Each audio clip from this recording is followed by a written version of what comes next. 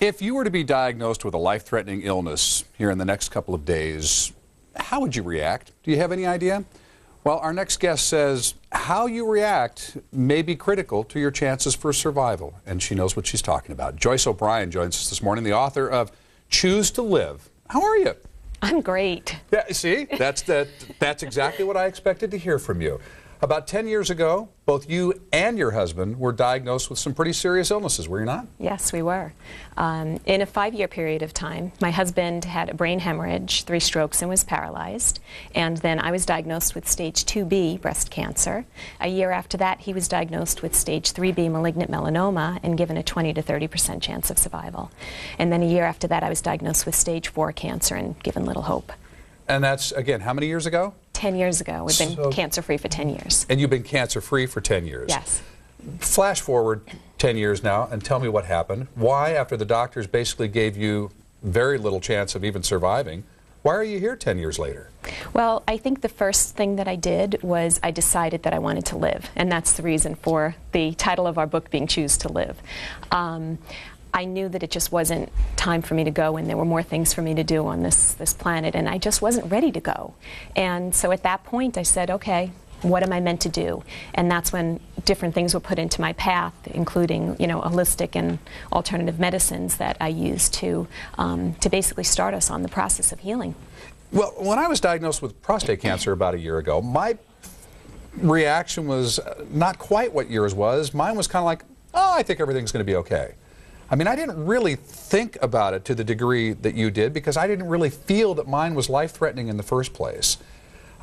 Is that a positive attitude, or was I in denial, do you think?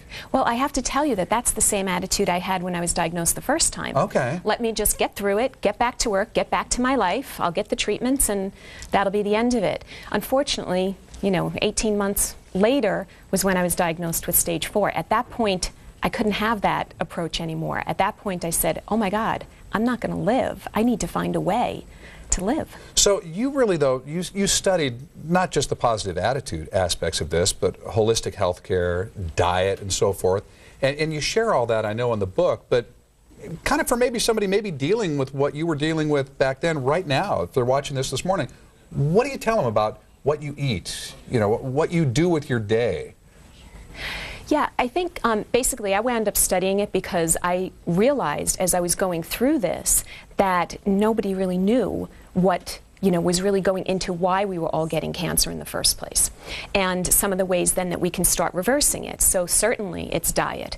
Some of the things that I would suggest are you want to cut out sugar as much as possible because sugar feeds cancer directly. It actually makes it grow. There are therapies that use sugar in the therapy to attach to chemotherapy to pull it into the cancer cells. So that's one thing. It also suppresses the immune system. 1 teaspoon of sugar can suppress the immune system for up to 6 hours.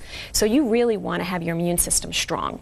So that's one of the things that you would do. You could replace it with something like stevia, which is a much better alternative. And I actually have a free report on my site where we go through 7 of the top ways to improve your energy and vitality and stop feeling tired and lousy. And those same ways are the ways that we also work towards healing ourselves. So maybe folks want to start looking at this now, before they're diagnosed with a serious illness. Exactly, because the things that we're putting into our body now are the things that are creating these little symptoms that might give us depression or fatigue, which we had. I had chronic fatigue, chronic sinus problems, daily headaches, abdominal issues, all these things, and they were gone in 30 days once I started putting these different things into practice. Joyce, what's the name of the website, just so I can direct folks? Yes, it's beingcancerfree.com. Okay, that's pretty simple, beingcancerfree.com. But folks, if you don't get to that website for some reason, we'll put a link at our website at san-diego6.com. And the name of the book, Choose to Live, it's available online now. Yes, it is. It's available online. There's a link on our site as well, Being Cancer Free. There's a link straight to it. Well, Joyce, you and your husband stay healthy and continue good health, and come back and report back the next time you're out here on the West Coast. Oh, I would love to. Good to see you. Thank you so much.